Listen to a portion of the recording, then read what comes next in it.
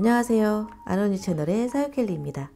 이번 시간에는 또두체 10강 종합편입니다. 그동안 배웠던 또두체를 좀 처음부터 끝까지 다시 한번 복습하면서 마무리하는 시간이 되겠습니다. 이렇게 처음에는 여러분들과 자음 모음에 대한 얘기를 나눴습니다. 물론 그 전에 선연습을 하긴 했지만요. 선연습 같은 경우에도 굉장히 중요하다는 말씀 드렸었죠. 펜을 눌렀다 뺐다 하는 그 과정이 굉장히 중요하다고 말씀드렸습니다. 이렇게 또들체 같은 경우에는 앞에 나온 또각체나 둥근 또각체와 다르게 좀 필체가 정해져 있지 않다고 말씀드렸습니다. 펜을 눌렀다 뺐다 하면서 필합을 통해서 다양하게 이렇게 자음과 모음을 연습할 수 있다고 말씀드렸었습니다. 한 글자 쓰기에서 여러분들이 특히 집중해 주셔야 되는 건 자음과 모음의 어떤 조화로움입니다. 자음과 모음이 어떤 것은 두껍게 어떤 것은 얇게 이렇게 다양하게 표현되면 글씨가 못생기더라도 캘리그라피처럼 보이기 때문에 굉장히 예뻐 보인다고 말씀드렸었습니다. 다양하게 자음과 모음을 활용하셔서 이렇게 한 글자 쓰기를 해보시면 되겠죠. 그리고 제가 두 글자, 세 글자를 진행해 오면서 특히 세 글자 같은 경우에는 글자가 세 개가 모여져 있는 거기 때문에 이제부터는 구성에 약간 신경 쓰셔야 된다고 말씀드렸습니다. 구성하는 방법은 단어기 때문에 이 세 가지 음절, 이 세 음절 중에서 어떤 부분을 강조해 줄 것인지를 생각하셔서 글씨의 크기라든지 획의 두께라든지 이런 것들 가지고 변화를 주시면 되겠습니다. 여기서부터 중요한 건 여러분들 말씀드렸지만 단어의 조화로움입니다. 그러니까 단어의 크기 조절 그런 것만 좀 신경 써 주시면 되겠죠. 그리고 난 다음에 나온 게 이 의성어 의태어 부분입니다. 의성어 의태어는 감정이 살아나는 단어가 많기 때문에 그 감정을 잘 살려서 써보시는 게 중요하다고 말씀드렸었습니다. 왜냐하면 캘리그라피는 감성을 담는 글씨입니다. 감성을 담기 위해서는 그 글자가 가진 그런 어떤 의미라든지 혹은 어감을 좀 살려서 쓰는 게 좋겠지요. 그래서 사랑스러운 어떤 어감에는 조금 더 동글동글하고 귀엽게, 강한 어감에는 조금 더 강렬한 필체 그리고 거친 획들을 많이 쓰면서 표현해줘도 된다고 말씀드렸었습니다. 그리고 나서 짧은 문장이 나왔죠.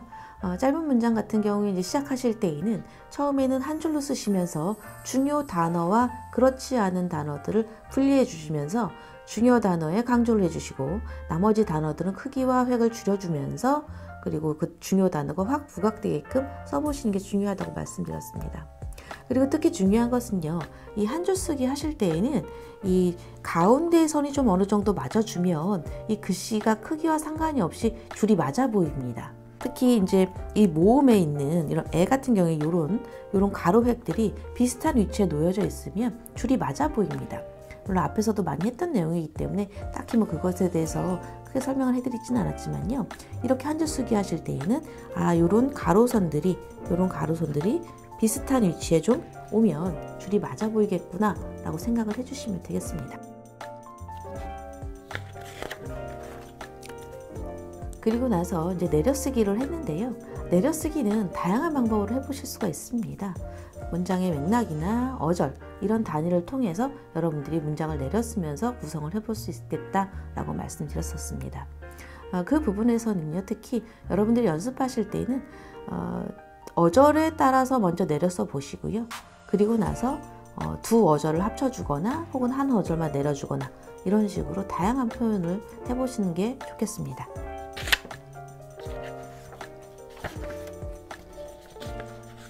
이런 거 할 때에도 이런 선 같은 거 어떻게 쓰는지도 말씀드렸었죠. 특히 또들체는 획이 재미있는 획이 많습니다. 꾹 눌러서 이 붓이 가지고 있는 가장 두꺼운 선도 표현할 수 있고 붓을 완전히 들어서 이렇게 얇은 선들도 표현할 수 있었습니다. 특히 이런 얇은 선을 표현할 때는 속도감 있게 한 번에 휙 가면서 연습을 해보시는 게 좋겠고요.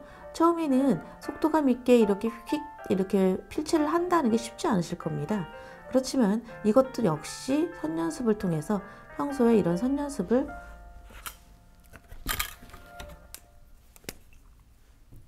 이렇게 평소에도 선연습을 이런 식으로 해보시는 게 좋겠습니다. 휙휙 가는 이런 선들을 연습을 해보시면서 이렇게 문장에 적용을 해보시면 좋겠습니다. 그리고 다음에 나온 게 이런 긴 문장 쓰기였었는데요. 이런 긴 문장 같은 경우에도 지금은 이렇게 뭔가 떨어져 보이지만 구성을 하실 때에는 붙여 써주시고 자가능강을 신경 쓰지 않고 중요 단어에만 강조해 주시면 그것 자체가 어떤 구성처럼 보이기 때문에 한 덩어리로 보이기 때문에 디자인적인 효과가 있습니다. 글씨를 붙여 쓰다 보면 띄어쓰기를 안 하기 때문에 가독성에 문제가 생기는 게 아니냐라고 걱정하실 수 있겠지만 중요 단어는 크게 키워주고 조사 같은 경우는 크기를 줄여주면서 그 크기 조절만으로도 띄어쓰기 효과가 있습니다.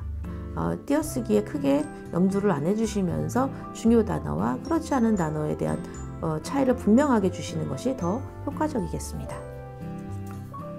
이렇게 앞에서 그동안 1강부터 9강까지 쭉 해온 내용들에 대한 말씀을 나눠봤습니다. 그러면 제가 이제 지금부터 10강에서 여러분들한테 말씀드릴 것은 이렇게 연습을 하시면서 내가 운필력이 잘 안 돼서, 즉 이 펜에 대한 적응력이 부족해서 글씨가 마음대로 안 써져요 라는 것들도 굉장히 고민이 되실 겁니다. 그런데 그 고민 같은 경우에는 연습으로 커버할 수밖에 없다는 거 먼저 말씀드릴게요. 어떻게 들리실지 모르겠지만 사실은 이거는 연습에 관한 문제입니다. 저 역시도 연습을 많이 하지 않으면 글씨가 많이 이상해지는 겁니다. 저도 매일매일 연습을 좀 하는 편이긴 한데 그래도 제가 연습량이 부족하다고 느껴지면 바로 글씨에서 보여지거든요. 어차피 매일매일 재밌게 해야 되는 취미생활이라면 연습을 좀 하시면서 또 좋은 음악 들으시면서 좋은 글들 보시면서 힐링한다 라는 생각 가지시고 이 캘리그라피를 접근하시는 게 좋겠습니다. 사실 기술적인 것은 연습만 하면 뭐든지 다 됩니다. 연습하면 이 기술적인 거는 사실 어렵지는 않습니다. 다만 꾸준함이 있어야지 그 기술이 조금씩 발전돼서 나만의 개성을 가진 글씨를 만들 수 있다는 게 그게 바로 포인트입니다. 캘리그라피를 하다 보면 여러분들이 나 이거 직업으로 해볼까 라는 생각 가지실 수도 있으세요. 그런데 내 개성이 없는 글씨, 나만의 개성이 있는 글씨가 아닌 다른 사람의 글씨를 모방한 글씨로는 사실은 이 세계에서는 어렵습니다. 왜냐하면 내가 글씨는 잘 쓰긴 하는데 내 글씨가 아니라 다른 사람의 글씨를 가지고 쓴다고 하면 알아보시거든요. 보통들 저거 누구 거 많이 본 건데 이러면서 알아보시거든요. 그러면 내 이름이 아니라 다른 사람의 아류 혹은 그냥 표절? 이런 식으로 매도될 수도 있습니다. 연습을 너무 많이 했음에도 불구하고요. 그러니까 지금부터는 개성을 찾아가는 그런 길에 대한 말씀을 좀 드려볼게요. 보통 여러분들이 갖고 있는 필체를 먼저 분석하셔야 됩니다. 나는 좀 동글동글한 글씨예요 라는 분들도 계시고 나는 좀 뾰족뾰족해요 라는 글씨를 가진 사람도 있습니다. 저는 개인적으로 좀 글씨체가 동글동글한 스타일이었습니다. 본인의 글씨체가 있잖아요. 그럼 글씨체를 가지고 그냥 필기하듯이 한번 써보십니다. 보여드려 볼까요? 저는 이제 평소에 글씨가 이렇습니다.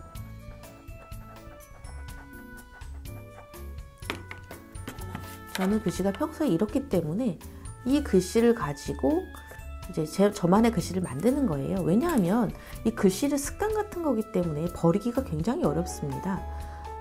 오죽하면 무슨 수사 같은 데에서 필적 조사를 하는 것만큼 어떤 자기만의 개성이거든요. 이 글씨 자체가. 그럼 이 글씨가 조금 더 캘리그라피처럼 보이게 되는 요소는 무엇일까라고 생각해 보셔야 됩니다. 자유롭게 쓰실 때 요소는 좀 아셔야 될 필요가 있겠죠. 요소는 획의 굵기, 크기, 모양 이런 것들의 변화입니다. 결국은 얼마나 더 다양하게 표현할 수 있느냐거든요. 그럼 저는 이렇게 동글동글한 글씨를 가지고 쓸 때에는 이 획도 동글동글하게 씁니다. 그 대신 획의 굵기와 크기를 변화를 주고 모양도 약간씩 변화를 줍니다.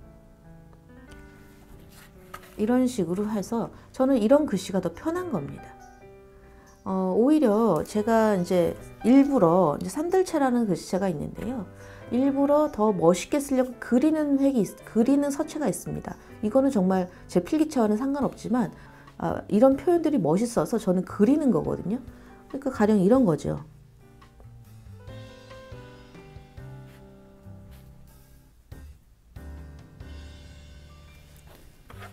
이런 글씨체는 저는 그리는 거에 가깝습니다. 이거는 오히려 쓴다라는 생각이 든다면 이거는 그리는 거거든요. 이거 같은 경우에는 내가 그림을 그린다라고 생각하고 의식적으로 쓰는 글씨, 이거는 그냥 내가 평소에 쓰는 글씨를 가지고 두께 조절만 이렇게 해서 캘리그라피처럼 보이게 만드는 글씨, 이런 차이가 있습니다. 이런 글씨체가 이제 제가 갖고 있는 글씨체 중에 하나의 산들체인데요. 사실은 이거는 여러분들께 제가 강의를 해보겠다고도 생각을 했었는데 이거는 배운다고 해서 되는 건 아니라고 저는 생각해요. 그래서 또들체나 또각체나 이런 것들을 충분히 좀 연습을 해서 내가 필함만 되면 이거는 내가 그리듯이 손목을 움직여서 쓰시면 되는 거거든요. 이건 자신만의 어떤 그런 글씨체가 녹아나지 않기 때문에 제가 가르쳐 드리기가 좀 어렵지만, 이런 같은 경우에는 얼마든지 자신의 필기체를 가지고도 캘리그라피처럼 쓸 수 있습니다. 제가 그동안 강의한 내용을 좀 이렇게 충분히 공부를 하셨다면 이런 글씨체는 얼마든지 가능하죠. 여러분들이 처음에 이제 글씨를 이제 하실 때 이 글씨체가 아마 이런 글씨체 써보고 싶어 막 이러셨을 거예요. 근데 이거 같은 경우에는 사실은 앞에 내용을 좀 충분히 하고 내가 이 붓에 대한 적응력과 운영력만 되면 얼마든지 쓸 수 있습니다.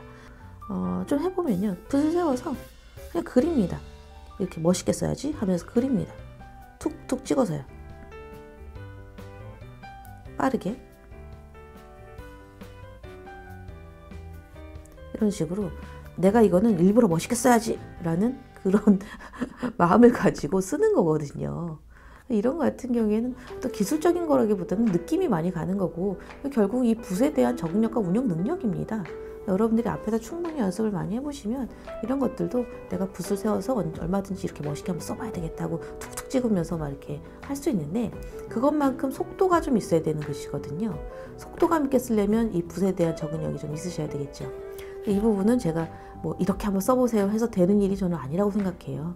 여러분들이 연습을 하시면서 이게 이렇게 빨리빨리 쓰면 이런 획이 나오는구나 라는 거를 여러분들이 스스로 좀 깨우치시는 것이 더 크게, 제가 뭐 일부러 이런 때는 이렇게 쓰세요 이렇게 쓰세요 하는 것보다 더 빨리 깨우치실 수 있으세요.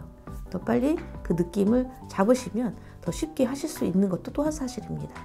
배우긴 어렵지만 이 운영 능력만 되면 얼마든지 그릴 수 있다는 거 말씀드렸고요. 이렇게 저의 캘리그라피 강의는 마무리가 되겠습니다. 그렇다고 해서 뭐 다른 캘리그라피 강의는 없느냐? 그건 아닙니다. 특히 산들체 같은 경우에 제가 중간중간에 한 번씩 여러분들이 이런 글씨는 어떻게 쓰는 거예요? 라고 좀 문의를 주실 때마다 제가 이런 건 저는 이렇게 씁니다. 저는 이렇게 씁니다. 이런 건 저는 이렇게 그려요 라고 그런 꿀팁 영상들 만들어 볼 수도 있겠습니다. 오늘 이렇게 또들체의 마지막 10강 부분을 마무리를 해봤습니다. 오늘은 여기까지입니다. 영상이 도움이 되셨다면 구독, 좋아요, 알림 설정 부탁드립니다. 감사합니다.